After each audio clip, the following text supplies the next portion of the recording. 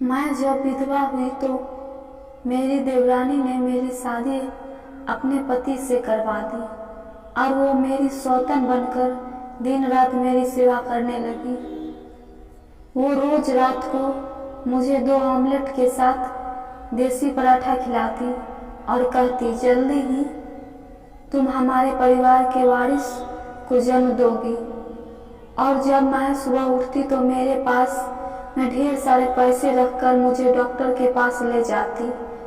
एक दिन नर्स हम दोनों को पहचान न सकी क्योंकि हम दोनों ने एक ही रंग के दुपट्टे से सर और मुंह को ढक कर रखा था। तो वो मेरे ही कान में बोली, आज अपने सौतन को नींद की गोली मत खिलाना। मुझे शक हुआ। मैंने उस रात को कुछ नहीं खाया और सोने का नाटक करके लेट गई। कुछ देर बाद मेरी तो जान निकल गई ये देखकर कि वहाँ तो मेरा नाम रिया है। मेरे साथ जिंदगी में इतना बड़ा मजाक किया है कि मैं बता नहीं सकती। मैं सोचती रहती कि सब कुछ ठीक है और फिर सब कुछ बर्बाद होता रहा। मैंने सब कुछ स्वीकार कर लिया था। मैं मतलबी ही थी। मेरी कहानी सुनकर आप लोग भी हैरान रह जाएंगे। आखिर में आप लोग ही फैसला कर लीजिए कि मैंने सही किया है या फिर गलत। मैं 20 साल की थी जब मेरी शादी करवा दी गई। मेरे लिए रिश्ता एक रिश्तेदार नहीं लाया था, लेकिन ये लोग हमारे मोहल्ले के थे। हमको आते जाते देखते रहते थे। हम शादियों में भी एक दूसरे से मिलते थे। ये एक जॉइंट फैमिली थी और उस घर में 2 बेटे पहले से ही शादीशुदा थे। आखिरी 2 बेटे की शादी एक साथ होने वाली थी। मेरे होने वाले देवर की बीवी पसंद कर ली गई थी और दूसरे बेटे के लिए मुझे पसंद कर ली गई थी। मेरा परिवार अच्छा था। मेरे माता पिता अच्छे खाते पीते परिवार के थे और मैं इकलौती बेटी थी। मेरी देवरानी का नाम रानी था। हम दोनों की शादी एक साथ एक दिन हुई और शक्ल सूरत से वो ज्यादा अच्छी नहीं थी, इसलिए सब लोग आते तो मेरी तारीफ करते कि तुम उससे ज्यादा खूबसूरत हो। और मेरे पति रमेश आम शक्ल सूरत के मालिक थे। जाने अनजाने में मैंने रानी के साथ बहुत बुरा किया क्योंकि शादी वाले दिन सब लोग मेरी तारीफ कर रहे थे और उसकी तरफ कोई देख नहीं रहा था। फिर भी वो बेचारी बहुत धैर्य से बैठी रही। कहती है कि 2 लड़कियों की शादी एक साथ नहीं करना चाहिए, अन्यथा इसी तरह का कोई सीन होता है। लेकिन मेरे ससुराल वाले अपने पैसे बचा रहे थे। उन्होंने कहा कि 2 भाइयों की शादी एक ही दिन करवा दी जाए, जबकि हमें तो पैसों की कोई दिक्कत नहीं थी, लेकिन उनकी अपनी मर्जी थी। क्या कर सकते थे। हमारी शादी हो गई और हम दोनों ने अपनी जिंदगी की शुरुआत कर दी थी। वैसे तो ज्वाइंट फैमिली थी, लेकिन सभी के चूल्हे अलग अलग थे और इसी बात का आराम था। जीवन अच्छा चल रहा था, कोई समस्या नहीं थी। मेरे पति भी मुझसे बहुत प्यार करते थे और मेरी हर बात मानते थे और हम लोग अच्छे तरीके से एक साथ रहते थे। लेकिन मेरी देवरानी के कमरे से हमेशा लड़ाई झगड़े की आवाजें आती थी। पहले तो मुझे लगा कि ये आम बात है क्योंकि शादी के शुरुआती दिनों में तो थोड़ी बहुत बहस हो जाती है। इसमें पति पत्नी एक दूसरे को मनाते हैं, लेकिन यहाँ पर तो बहुत ज्यादा झगड़े हो रहे थे और मेरा देवर जोर जोर से अपनी बीवी पर चिल्लाता रहता था। जब मैंने अपनी पति से बात की तो उन्होंने कहा कि हमें उनके मामले में नहीं बोलना चाहिए। एक बार मैं उन दोनों के कमरे के बाहर से गुजर रही थी, तभी मैंने अपने देवर की आवाज सुनी और मैंने इसलिए रुक गई क्योंकि मैंने अपना नाम सुना था। मेरा देवर न जाने मेरा नाम लेकर अपनी पत्नी पर क्यों चिल्ला रहा था। मैंने सोचने लगी कहीं मुझसे तो कोई गलती नहीं हुई, लेकिन ऐसा तो कुछ भी नहीं हुआ था। मैं उनके मामले में दखल नहीं देना चाहती थी क्योंकि मेरे पति ने मुझसे कहा था कि तुम ऐसा कुछ भी करने की जरूरत नहीं है, इसलिए मैं उन्हें उनके हाल पर छोड़ दिया। एक दिन मेरे देवर ने मुझे रोका और कहा, भाभी आप मेरी पत्नी को कुछ सिखा दें, उसे कहे कि वो आपकी तरह सज धज कर रहा करे। मैंने अपने देवर से कहा, आपकी पत्नी बहुत प्यारी है, उसे सजने की जरूरत नहीं है। तो कहने लगा, बिल्कुल भी प्यारी नहीं है, आप सब उसका दिल रखते हैं तभी तो वो अपना ख्याल नहीं रखती है। एक दिन सुबह से ही मेरा दिल बहुत ज्यादा घबरा रहा था जब हमें एक बुरी खबर सुनने को मिली कि मेरे पति इस दुनिया से चले गए। रोड एक्सीडेंट हुआ था। मेरे पति और मेरे देवर दोनों ही मोटरसाइकिल पर जा रहे थे और उनकी मोटरसाइकिल कार से टकरा गई। मेरे देवर को थोड़ी बहुत चोट लगी थी, लेकिन मेरे पति इस एक्सीडेंट में मारे गए। मैं गम में डूब चुकी थी। अभी तक मेरी शादी को 1.5 साल भी नहीं हुआ था और मैं विधवा हो चुकी थी। पति के देहांत के बाद भी मैं ससुराल में ही रहती थी। ये दिन मैंने बहुत उदासी से काटे थे। सब कहने लगे कि इस लड़की की जिंदगी तो बर्बाद हो गई है, अब इससे शादी कौन करेगा। आजकल तो कुंवारी लड़कियों को भी रिश्ते नहीं मिलते। मेरी देवरानी भी मुझसे भी बहुत उदास थी, बार बार मुझे समझा रही थी, लेकिन मैंने सारा गुस्सा उसी पर निकाल दिया। मैंने कहा, तुम्हारे पति के साथ ही मेरा पति मर गया था। किसी को यह कहना बहुत आसान होता है कि संभालो खुद को, लेकिन जब खुद पर बीतती है ना, तब पता चलता है। अगर मेरी जगह आज तुम होती तो मैं तुमसे पूछती कि इतना बड़ा दुख किस तरह बर्दाश्त करोगी। तुम्हारा पति तो सही सलामत है, मेरी तो दुनिया ही खत्म हो गई है। मेरे देवर ने यह बात सुन ली और मुझसे कोई जवाब नहीं दिया। पति के देहांत के बाद मैंने ससुराल में रहने का फैसला किया। मैंने कहा, मैं वापस नहीं जाऊंगी, मुझे दूसरी शादी भी नहीं करनी है। पति को गुजरे हुए 5 महीने हुए थे जब मेरी देवरानी ने मेरी सास के सामने एक बात रखी, जिस पर घर वाले तुरंत तैयार हो गए। और वो बात ये थी कि मेरी देवरानी मुझे अपनी सौतन बनाना चाहती थी। वो चाहती थी कि मैं उसके पति यानी मेरे देवर शिवम से शादी कर लूं। घर वाले और शिवम भी इस बात के लिए तैयार थे। अब सारे एक साथ बैठे हुए थे। तभी उसने कहा, मैं मोटरसाइकिल चला रहा था, भाई पीछे बैठे थे। मुझे लगता है कि वो मेरे हिस्से की मौत लेकर चले गए, इसलिए उनकी जिम्मेदारियां मुझे निभानी चाहिए। घर वाले का भी यही कहना था कि तुम हमारी बहू को तुम बड़े शान से शादी करके लाए थे, अब तुम हमारे बेटे की आखिरी निशानी हो। तुम्हें देखकर हमारे बेटे की याद आती है। तुम इसी घर में रह जाओ तो अच्छा है। मेरे माँ बाप को भी बुला लिया गया, उनका भी यही कहना था। यह फैसला एकदम सही है। जब लड़का यानी कि मेरा देवर इस बात के लिए तैयार है तो फिर किसी और के बोलने का कोई मतलब ही नहीं निकलता। मेरी देवरानी भी तैयार थी। उसने मेरे हाथ में हाथ रखकर मुझे कहा, तुमने ठीक कहा था, किसी को समझाना बहुत आसान होता है, लेकिन उसके दुख को बांट लेना बहुत मुश्किल काम होता है। मैं अपने पति को तुम्हारे साथ बांटकर बिल्कुल भी दुखी नहीं हो जाऊंगी। मुझे कोई शिकायत नहीं है। ये बात मुझे बहुत अजीब लग रही थी। तुम बहुत ही ज्यादा अजीब।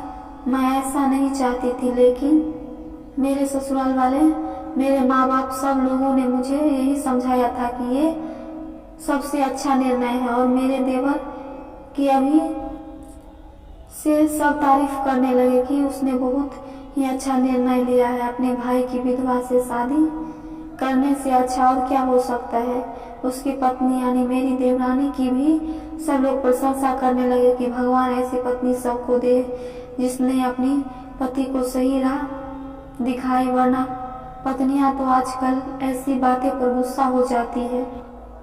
करते करते सब बड़ों की बात मानकर मैंने भी हाँ कर दिया। मैंने पहले भी कोई जिद नहीं की थी। मेरे माँ बाप ने मुझे कहा था, उसके लिए मैंने हाँ कहा था। अब मेरा देवर मेरा पति बन चुका था। मैं अभी भी अपने ही कमरे में रहती थी, जिस कमरे में मैं पहले रहती थी। अभी भी वही मेरा कमरा था, लेकिन मेरा देवर, जो कि अब मेरा पति बन चुका था, उसी कमरे में मेरे पास आया हुआ था। मेरी दूसरी शादी को अभी 1 हफ्ता भी नहीं हुआ था कि मेरी देवरानी मेरे कमरे में आई। देवरानी के हाथ में कुछ था। उसने एक प्लेट में 2 ऑमलेट और 1 पराठा रखा हुआ था। कहने लगी, मैं यह तुम्हारे लिए लाई हूँ। मैंने अपने हाथों से बनाया है और ये देसी घी में बनाए हुए और ये ऑमलेट भी। मैंने कहा, तुम इस समय मुझे ये सब क्यों खिला रही हो? वैसे भी मेरी आदत थी कि मैं रात को कम खाना खाती थी। उसने कहा, अब तुम्हें अपना बहुत ज़्यादा ख्याल रखना होगा। तुम अपना ख्याल रखोगी तो तुम्हारी सेहत अच्छी होगी। भगवान जल्दी ही तुम्हारे कुख भर देगा। मैंने कहा, तुम्हें मेरे बच्चों में क्यों दिलचस्पी है? तुम खुद अपने बच्चों को पाने के लिए ये सब क्यों नहीं करती? उसने कहा, मैं रोज यही करती हूँ। तुम्हारे भी बच्चे न होना चाहिए। अच्छा लगेगा मुझे जब तुम्हारे गोद में बच्चा होगा। और मेरी विकास की मुझे मेरे पहले पति से बच्चा हो जाता तो मैं कम से कम उसकी कोई निशानी मेरे पास रह जाती। ये सुन रानी ने मुझे हैरानी से देखा और कहा, यह बात सुनकर तो मुझे बहुत अजीब लगेगा, लेकिन भाइयों के बीच कोई राज नहीं होता है। शिवम ने मुझे ये बात पहले ही बता दी थी। तुम्हारा पहला पति इस दुनिया से चला गया, पर वो कभी भी तुम्हें संतान नहीं दे सकता था और दुनिया की नज़र में तुम बांझ हो जाती थी। जो भी होता अच्छे के लिए होता है। मैंने कहा, मेरा पति मर गया, ये कोई अच्छी बात नहीं है। उसने कहा, मेरा ये मतलब बिल्कुल भी नहीं था। तुम्हारा भला सोचा है, वरना कौन अपना पति ऐसे किसी के साथ बांटता है? तुम मेरा एहसान का ये बदला दे रही है। मुझे उसे इस तरह की बातें करके मेरा भी दिमाग न जाने क्यों खराब हो गया था। मैंने सोचने लगी, अपने पति से मेरी शादी कराने में उससे कौन सा फायदा हो सकता था। फिर भी उसने ये सब कुछ किया। मैंने उससे माफ़ी मांगी और अंडा पराठा खा लिया। वो बकाया बहुत अच्छी थी, मेरा भी ख्याल रखती थी। ऐसा भी कभी नहीं हुआ कि उसने कभी मेरे साथ बदतमीजी की हो। हालांकि मैंने एक बार गुस्से में आकर उसे बुरी तरह से डांटा था, लेकिन उसने कुछ भी कहा तक नहीं था। और शिवम भी मुझसे बहुत प्यार करता था। मेरे प्रति उसका रवैया बिल्कुल भी ऐसा नहीं था कि जैसे मैं पहले उसकी भाभी थी। थोड़ा शर्मिलापन सामान्य था, लेकिन वो मेरे साथ पहले दिन से व्यवहार अच्छा कर रहा था, जैसे मैं पहले दिन से उसकी पत्नी हूँ। और वो मुझसे बहुत ज़्यादा प्यार करता था। वो मेरा ख्याल रखता था। कभी कभी तो मुझे ज़बरदस्ती उसे अपने कमरे से बाहर ले जाना पड़ता था और कहना पड़ता था कि जाओ और अपनी पहली बीवी को भी समय दो, जिसने मेरे लिए इतना बड़ा बलिदान दिया है। और मेरा पति किसी छोटे बच्चे की तरह जिद करने लगता और मेरे कमरे से जाता ही नहीं था। मेरी सास ने मुझे समझाया कि उसे अपनी बीवी से ज़्यादा प्यार मत दो। तुम बहुत ज़्यादा खूबसूरत हो, लेकिन उसके पहली पत्नी ने तुम्हारे लिए सब कुछ किया है। तुम कभी भी उसे उसकी पत्नी से दूर मत करना। मैंने कहा, मैं ऐसा बिल्कुल भी नहीं कर रही हूँ, लेकिन वो मेरे पति है, उनकी मैं कोई बात नहीं टाल सकती ना। उन्हें धक्के देकर तो कमरे से नहीं निकाल सकती ना। लेकिन जाने अनजाने में शायद मेरी अपनी देवरानी के साथ बहुत गलत कर रही थी, क्योंकि उसने मेरा बहुत साथ दिया था। मैंने उससे सारी बात बता दी थी। दरअसल मैं कुछ नहीं कर सकती। मर्दों का तो मुझे पता है, वो खुद ही मेरे कमरे से बाहर नहीं जाना चाहते हैं। तो रानी ने कहा, कोई बात नहीं, वैसे भी तुम कोई पराई थोड़ी हो, तुम उसकी पत्नी हो। अच्छी बात है, तुम दोनों का आपस में रिश्ता मजबूत होना चाहिए। वो महिलाएं बहुत भाग्यशाली होती हैं जिनके पति उन्हें पसंद करते हैं और जिनके पति अपनी पत्नियों को पसंद नहीं करते वो बहुत ही दुर्भाग्यशाली होते हैं। ये बात करते हुए मेरी देवरानी कहीं खो गई थी। वो बहुत अच्छी इंसान थी और मेरा बहुत ज़्यादा ख्याल रखती थी। वो मुझे हर रात अच्छी अच्छी चीज़ें खिलाती थी, दूध पिलाती थी और हर दिन मुझे डॉक्टर के पास भी ले जाती थी मेरा चेकअप करवाने के लिए। डॉक्टर ने मुझे बताया था कि सब कुछ ठीक है और जल्द ही आप माँ बनने के लिए रेडी है। डॉक्टर के पास जाना तो हम लोगों का एक बहाना था।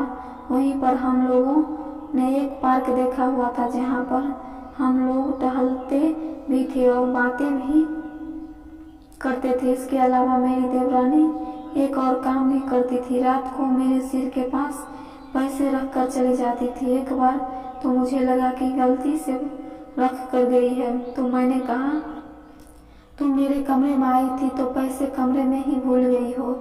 लेकिन उसने कहा नहीं, वो पैसे मेरे नहीं थे, मतलब तुम्हारे लिए ही रखे थे। मैंने कहा तुम्हारे पास इतने पैसे कहाँ से आए और तुम अपने पैसे मुझे क्यों दे रही हो? तो कहने लगी मैं इतने सारे पैसे कहाँ से ले आऊँगी। दरअसल मेरे पति ने मुझे दिए थे और कहा था कि तुम्हें दे दूँ क्योंकि तुम भी उसकी पत्नी हो, तो खर्चा तो तुम्हें ही मिलना चाहिए ना। मैंने कहा मैं हमारा पति इतने सारे पैसे कमाता है। तो कहने लगी हमारा पति तो पहले दिन से बहुत ज़्यादा पैसा कमाता था। कभी कभी तो मुझे लगता था कि पिछले पैसे पड़े हैं और फिर से और मिल जाते हैं। मेरी तो किस्मत चमक उठी थी। अब तुम भी उसकी बीवी हो, इसलिए आधे तुम्हारे लिए रख कर चली जाती हूँ। मैंने कहा चलो अच्छी बात है, इसका मतलब है कि मेरे पति के यानी मेरे ही पैसे थे। अपने पहले पति की याद तो दिल से ना गई थी, लेकिन मेरी जिंदगी बर्बाद होने से बच गई थी। अब मैं किसी की विधवा नहीं बल्कि किसी की पत्नी थी और देवरानी और मेरे बीच बहुत प्यार बढ़ गया था। हम दोनों ने चीज़ें भी एक जैसी लेनी शुरू कर दी थी। उस दिन हम लोग अस्पताल गए तो मैंने और देवरानी ने एक तरह का सूट पहना हुआ था और उसी दुपट्टे से हम लोगों ने चेहरा कवर कर रखा था।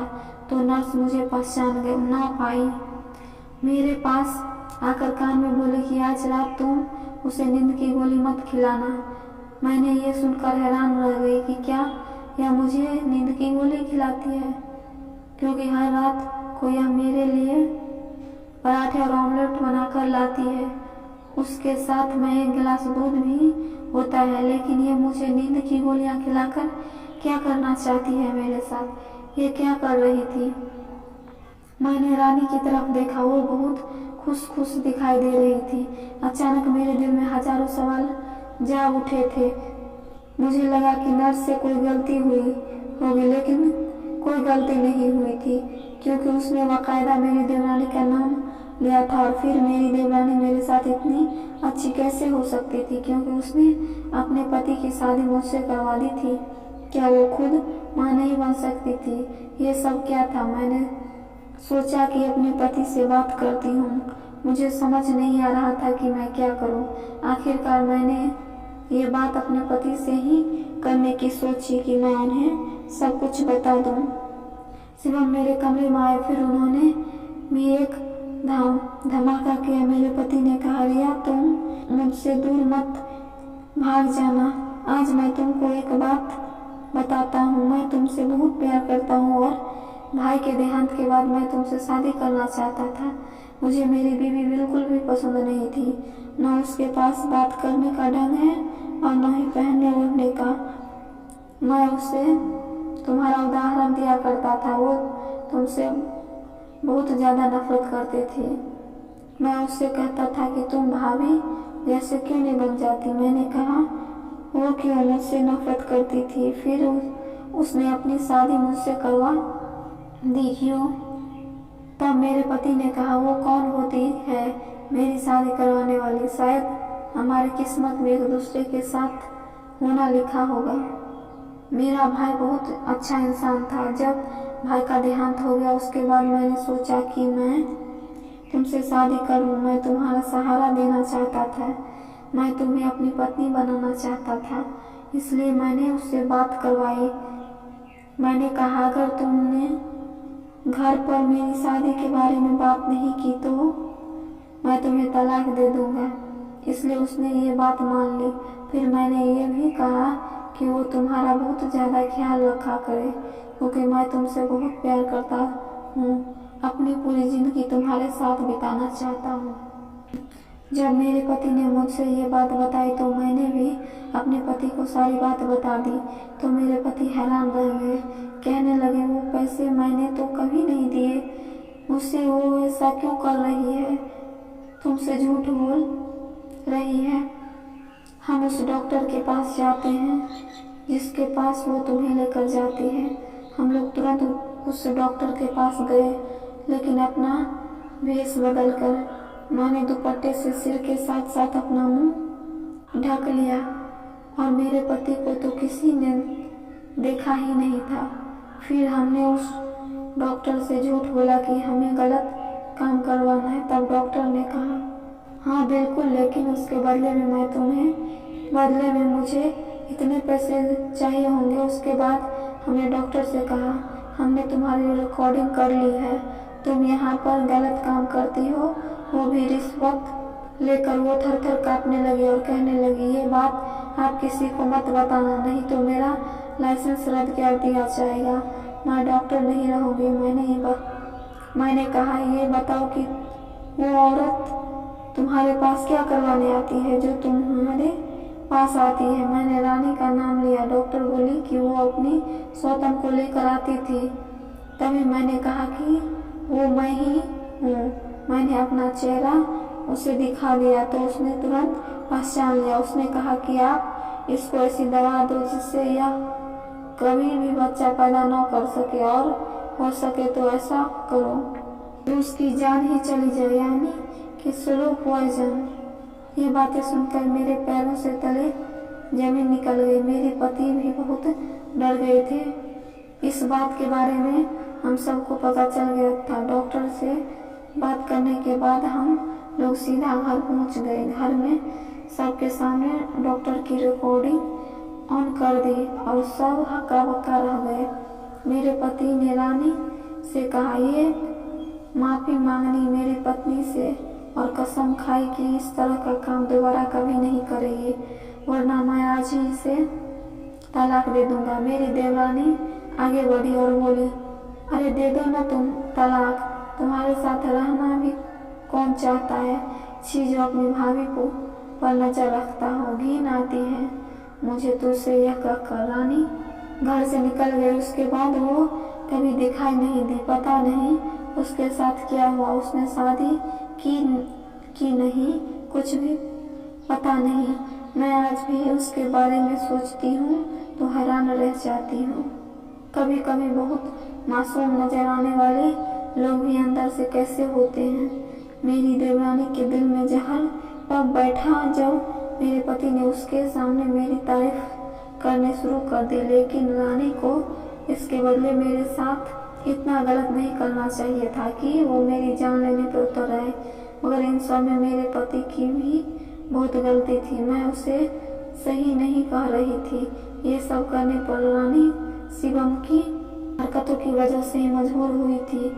मुझे तो लगा कि इन सब के बाद मैं माँ नहीं बन पाऊंगी, मगर भगवान ने आशीर्वाद से मुझे जुड़वा बच्चे हुए। बेटी मैं अपनी ज़िंदगी में बहुत ज़्यादा खुश थी, मगर मुझे रानी के लिए बहुत दुख होता है कि वो इस हद तक चली गई। लेकिन आपके साथ अगर कोई बुरा करे तो इसका मतलब ये नहीं कि आप भी उसके साथ बुरा करें। अच्छे इंसान वो होता है जो बुरे के साथ अच्छा ही कर जाए।